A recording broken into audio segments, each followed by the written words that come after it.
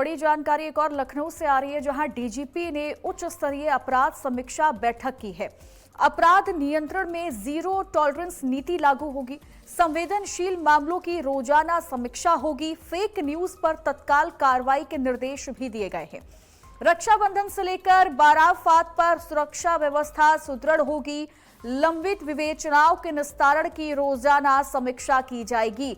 तो इस बैठक में देखें, तमाम विषयों पर चर्चा की गई है। उच्च स्तरीय अपराध समीक्षा बैठक में जो डीजीपी की तरफ से ली गई, इसमें पहला अपराध नियंत्रण में जीरो टॉलरेंस नीति की बात की गई है। दूसरा, संवेदनशील मामलों की रोजाना समीक्षा की जाएगी और फेक न्यूज पर तत्काल कार्रवाई के निर्देश भी दिए गए हैं। और दूसरा, बताया जा रहा है कि रक्षाबंधन और बाराफात पर सुरक्षा व्यवस्था को सुदृढ़ करने की बात भी हुई है और जितने भी लंबित विवेचनाओं के निस्तारण की रोजाना समीक्षा करने की बात भी इस बैठक में की गई है। और ज्यादा जानकारी देने के लिए विवेक जी लगातार हमारे साथ बने हुए हैं। विवेक जी, ये जो अपराध समीक्षा बैठक हुई है, जिसमें तमाम विषयों पर तमाम तरह के बड़े निर्देश भी दिए गए, कैसे समीक्षा करनी है, कैसे जीरो टॉलरेंस को लागू करना है, और किस महत्वपूर्ण बिंदुओं पर चर्चा हुई इस बैठक में? देखिए चित्रा, त्योहारों का मौसम है। अभी रक्षाबंधन सबसे पहले आएगा 28 तारीख को, उसके बाद जन्माष्टमी होगी और उसके बाद फिर नवरात्र, दशहरा और दिवाली। यानी अब 28 तारीख से 28 अगस्त से त्योहारों की शुरुआत हो जाएगी और ये लगातार 2 महीने तक ये सिलसिला सितंबर अक्टूबर तक चलेगा। तो ऐसे में प्रदेश की सुरक्षा व्यवस्था के पेश कदम है, जहां पर कमी है उसको दुरुस्त करना है। हमने पहले कुछ दिन पहले देखा कि तमाम आईएएस और आईपीएस के तबादले हुए हैं ताकि प्रशासनिक ढांचे को सुदृढ़ किया जा सके। और इसके अलावा टीपीएस और पीसीएस अफसरों के भी तबादले लगातार हो रहे हैं, बड़े पैमाने पर तबादले हो रहे हैं। जिन जिलों में कमजोरी है या जो अफसर विवादित है, उसको हटा के दूसरी तैनातियां की जा रही हैं। सारे समीकरण को ध्यान में रखते हुए पोस्टिंग की जा रही है, चुनावी माहौल को देखते हुए पोस्टिंग की जा रही है। ऐसे में डीजीपी ने कल 25 अगस्त को एक बैठक की थी। उसमें जिले के जो प्रदेश के बड़े आला अधिकारी हैं, एडीजी लॉ एंड ऑर्डर है, इसके अलावा अन्य जो शाखाएं हैं पुलिस महकमे की, उनके लोगों को शामिल किया था। और तमाम जो जिले के अधिकारी हैं, पुलिस अधिकारी हैं, आप पुलिस कमिश्नर हैं, उनको वीडियो कॉन्फ्रेंसिंग के माध्यम से जोड़कर वहां के ताजा हालातों की जानकारी ली थी, लॉ एंड ऑर्डर के बारे में पूछा था।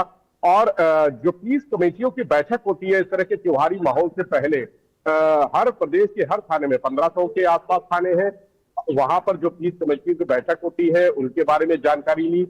डीजीपी ने कहा कि जो भी हर वर्ग के, चाहे मुस्लिम हो, चाहे सिख हो, ईसाई हो, सभी वर्ग के लोगों को बुलाकर बैठक में पूरी तरह से तैयारी रखे ताकि प्रदेश में कहीं भी त्योहारों के दौरान, ये त्योहारी मौसम ऐसा है जो चुनाव के पहले का है, इसके बाद जो अगली दिवाली आएगी वो दिवाली 2027 की होगी, यानी चुनाव हो चुका होगा, सरकार बन चुकी होगी, नई सरकार का गठन हो चुका होगा। तो ऐसे में इस बार ज्यादा संवेदनशीलता है। इन 3 महीनों में संवेदनशीलता बढ़ी हुई है और डीजीपी ने कहा कि कोई भी रिस्क नहीं लेना है। जो भी क्षेत्र हैं, जो भी भीड़ भाड़ वाले क्षेत्र हैं, चूंकि आतंकी साया भी लगातार मंडराता रहा है उत्तर प्रदेश में और तमाम चेतावनियां भी आती रही हैं, तमाम आतंकवादियों की गिरफ्तारी भी होती रही है। तो ऐसे में भीड़ भाड़ वाले क्षेत्रों पर नजर रखने के लिए कहा है, लोकल इंटेलिजेंस यूनिट को सक्रिय रहने के लिए कहा है। जो सबसे ज्यादा उन्होंने फोकस किया सोशल मीडिया पर, क्योंकि एक अफवाह भरा मैसेज, एक फर्जी संदेश, एक फेक मैसेज कानून व्यवस्था को बुरी तरह से परास्त कर देता है, पस्त कर देता है, अराजकता की स्थिति आ जाती है। तो उन्होंने कहा कि सोशल मीडिया पर जो भी मैसेज आ रहे हैं, अगर उनको तत्काल वेरीफाई किया जाए, इसके लिए पुलिस के पास अपना एक सिस्टम है और उस सिस्टम को एक्टिव करने के लिए कहा है, सोशल मीडिया सेल को एक्टिव करने के लिए कहा है। हालांकि सोशल मीडिया सेल बहुत एक्टिव रहती है, लेकिन फिर भी डीजीपी ने कहा है कि अतिरिक्त एहतियात उठाए जाए और किसी भी फेक मैसेज का तुरंत खंडन किया जाए, उसको तुरंत उस पर अपना पक्ष रखा जाए।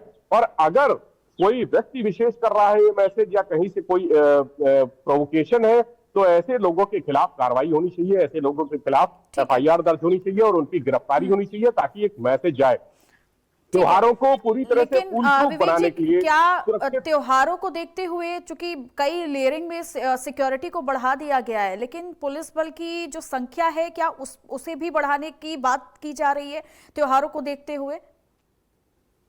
देखिए, चित्रा, पुलिस बल की संख्या जो फोकस्ड एरिया है, जो संवेदनशील एरिया है, वर्नरेबल एरिया है, वहां पर फोकस ज्यादा है और वहां पर जो गश्त होती है या पुलिसिंग होती है, समय समय पर त्योहारों के दौरान जो मार्च होते हैं, उनकी संख्या पैरामिलिट्री फोर्सेस को शामिल करने के लिए कहा है। अगर मार्च होता है संवेदनशील क्षेत्रों में, जैसे अगर हम लखनऊ की बात करें तो यहाँ पुराने लखनऊ के तमाम संवेदनशील इलाके हैं जहां पर पुलिस मार्च करती है। पुलिस के साथ पैरामिलिट्री फोर्सेस भी रहती हैं, पीएसी, आरएएफ और उसके तमाम जो अलग अलग विंग्स हैं वो रहते हैं पैरामिलिट्री फोर्सेस के। तो डीजीपी ने कहा है कि संवेदनशील क्षेत्रों पर निगरानी की जाए और खासकर जब मार्च हो तो ड्रोन के साथ हो, यानी हर जगह पर ड्रोन होना चाहिए ताकि पूरे एरिया का जो एक हेलीकॉप्टर व्यू है, जो ऊपर से देखने पर हेलीकॉप्टर व्यू होता है, वो दिखे और एक स्थिति का आकलन किया जा सके कि क्या संवेदनशीलता है इलाके की। क्योंकि हमने कई बार पहले देखा कि संवेदनशील माहौल में जब पुराने लखनऊ में जुलूस निकलते हैं तो छतों पर तमाम पत्थर लोग एकत्र रखते हैं ताकि कहीं भी अराजकता हो या बदतमीजी हो तो वो एक तरह का जवाब दे सके। ऐसी स्थिति ना आए, डीजीपी ने कहा कि ये सोर्सेस के हवाले से जानकारी मिली है कि डीजीपी ने कहा कि ऐसी स्थिति ना, इसलिए ड्रोन को भी लगाना चाहिए ताकि छतों पर जो एक्टिविटीज है, जो अगर कोई इस तरह का तबाही मचाने वाला सामान या अराजकता फैलाने वाले सामान को एकत्र किया जा रहा है, ईंट पत्थर एकत्र किए जा रहे हैं, तो उनको भी देखा जाना चाहिए।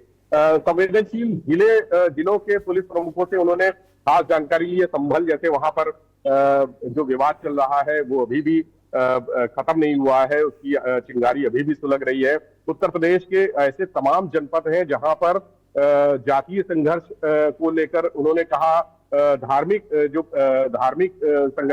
संघर्ष है उसको लेकर उन्होंने कहा, सामुदायिक संघर्ष है उसको लेकर उन्होंने कहा कि हर तरह से ख्याल रखा जाना चाहिए कि कहीं पर कोई अराजकता न होने पाए। चूंकि त्योहार भी हैं तो इस लिहाज से चुनौतियां भी अब प्रशासन के सामने भी होंगी। इस लिहाज से काफी ज्यादा मल्टी लेयर में सिक्योरिटी को भी बढ़ाया गया है और लगातार पैनी निगरानी भी रखी जा रही है। बहुत बहुत शुक्रिया आपका तमाम जानकारी देने के लिए।